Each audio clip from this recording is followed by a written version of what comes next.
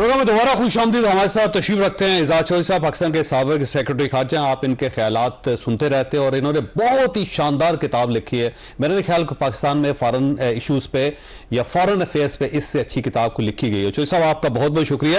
سر یہ فرمائیے گا, پہلے اسرائیل نے اٹیک کیا, اس کا بدلہ ایران نے لے لیا, آپ کا کیا خیال ہے کہ یہ سلسلہ یہیں پر رک جائے گا یا پھر آگے بڑھنے کا خدشہ ہے کوئی؟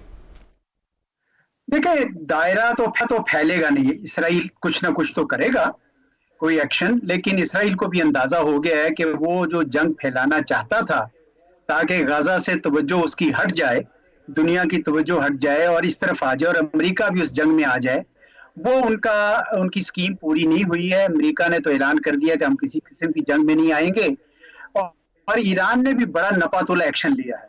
اپنی پبلک کی سیٹسفیکشن کے لیے کوئی نہ کوئی وہ ایکشن لیں گے, لیکن میرا نہیں خیال کہ اب وہ بہت بڑا ایکشن لینے کی پوزیشن میں.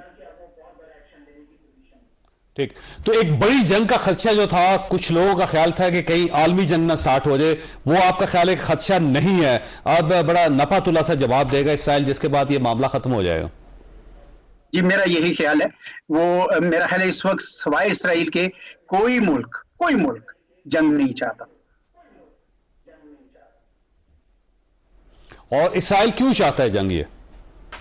اور اس کی وجہ یہ ہے کہ اس پہ اب آہستہ آہستہ دباؤ بڑھتا گیا ہے, کیونکہ اس نے تمام حدیں پھلانگ دی تھی ظلم اور بربریت کی, اور ایسا ہوا کہ ایون یورپ اور امریکہ میں بھی پبلک اوپینین اس حد تک گیا کہ وہ امریکہ جو اسرائیل کی مکمل طور پر پشت پناہی کر رہا تھا, وہ بھی مجبور ہو گیا کہ آخری جو اقوام متحدہ میں ریزولوشن ہوا اس پہ ایبسٹین کرے, اور وہ ڈائریکٹلی سیز فائر کی بات کرنے لگ گیا, کیونکہ معاملہ اسرائیل کے سیلف ڈیفنس جس کی وہ بات کرتے تھے پہلے اس سے بہت آگے بڑھ گیا تھا. اس لیے اسرائیل کا یہ خیال تھا کہ اب ہمیں دنیا کی طرف سے بہت زیادہ ایک رائے عامہ ہمارے خلاف ہو گئی ہے, تو اس سے توجہ ہٹائی جائے اور ایران کو بیچ میں لایا جائے کہ یہ اپنی پراکسیز کے ذریعے ہمارے لیے خرابی کر رہا ہے, تو اس لیے ہم اس پہ اٹیک کر رہے ہیں. اور چودھری صاحب یہ فرمائیے کہ امریکہ کا جو موقف ہے وہ فرسٹ ٹائم ایسا ہوا ہے کہ انہوں نے اسرائیل کے موقف کے خلاف ایک موقف دیا, اور انہوں نے کہا کہ ہم نیوٹرل رہیں گے, ہم کسی قسم کو آپ کو سپورٹ نہیں دیں گے. تو یہ امریکہ کی پالیسی کے اندر کچھ چینجز آئی ہیں, یا وہ سمجھ رہا ہے کہ اگر یہ جنگ سٹارٹ ہو گئی تو اس کا انہیں بھی نقصان ہوگا؟ امریکہ تھنک کیا کر رہا ہے, جو اس کی تھنکنگ کیا ہے اس وقت؟ دیکھیں, امریکہ کے اندر بائی پارٹیزن کنسنسس یعنی دونوں پارٹیوں کا اتفاق رائے ہے اسرائیل کے حق میں اور ایران کے خلاف. لیکن ایک اور اتفاق رائے بھی پیدا ہو گیا ہے, وہ یہ ہے کہ ہم دور باندھ کی جنگوں میں شامل نہیں ہوں گے. عراق کا تجربہ, افغانستان کا تجربہ ان کے لیے کوئی اچھا نہیں رہا.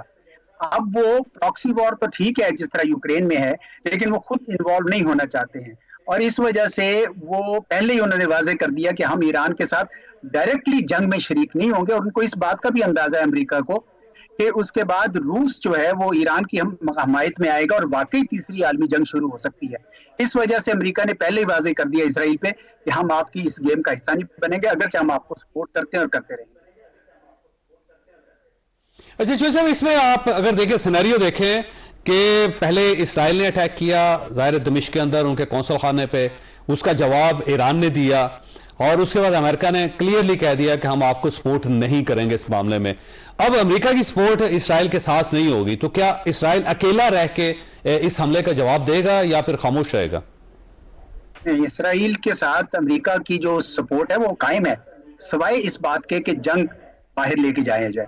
ویسے وہ اس کے ساتھ کرے گا, اس کی مکمل طور پر حمایت کریں گے, اس کو سپورٹ بھی کریں گے, لیکن میرے خیال میں نیتن یاہو نے ضرورت سے زیادہ انویلپ کو جسے کہتے ہیں نا پش کر دیا ہے, اور ایک ایسے دوراہے پہ لا کھڑا ہے کیا ہے کہ اسرائیل خود بھی اور باقی مغربی دنیا بھی وہ تھوڑی سی پریشان ہے کہ اس قسم کا ظلم جو ہے وہ حالیہ دنوں میں, حالیہ ماہو سال میں نہیں دیکھا گیا تھا.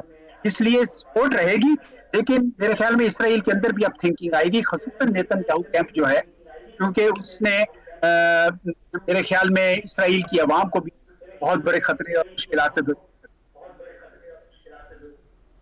جی. اچھا صاحب, یہ جو کنفلکٹ ہے اس میں پاکستان ظاہر درمیان میں ہے, ایران کا ہمسایہ بھی ہے, بڑی فوج ہے اس کی, اور مسلم ورلڈ کی جو سب سے بڑی فوج 3 افواج ہیں اس میں پاکستان کا شمار ہوتا ہے. تو اس میں پاکستان کی پالیسی کیا ہونی چاہیے؟ کیا اسے سپورٹ کرنا چاہیے کسی ایک فریق کو, نیوٹرل رہنا چاہیے, کیونکہ اب ظاہر ہے ایرانی صدر بھی یہاں پہ آ رہے ہیں اور سعودی عرب کے وزیر خارجہ یہاں پہ موجود ہیں, تو کیا کرنا چاہیے پاکستان کو؟ دیکھیں, پاکستان نے ہمیشہ سے فلسطینیوں کی حمایت کی ہے. ہمارا بڑا درخشاں ماضی رہا ہے اس سلسلے میں. ہم نے اسرائیل کے ساتھ, حالانکہ اس کے ساتھ ہمارا کوئی ڈائریکٹ کانفلکٹ نہیں ہے, ہم نے تو اسرائیل کے اندر ایمبیسی بھی نہیں رکھی, جبکہ ہم نے ہندوستان میں ایمبیسی رکھی ہوئی. اور ہم نے یہ صرف اور صرف فلسطینیوں کے لیے, حق کے لیے ہم نے یہ ساتھ دیا تھا. لیکن ایٹ دی سیم ٹائم اب ہم یہ بھی دیکھتے ہیں کہ جو اس کی فرنٹ لائن اسٹیٹس ہیں وہ عربز, وہ خود بھی کوئی جنگ میں نہیں ڈالنا چاہتے, سمجھ آتی ہے, لیکن انہوں نے وہ اقدامات بھی نہیں کیے جو جنگ کے علاوہ ہو سکتے تھے, جس طرح اقتصادی پابندیاں ہیں, تیل کا نہ خریدنا, پروڈکٹس کا بائیکاٹ وغیرہ وغیرہ. انہوں نے وہ بھی نہیں کام کیا.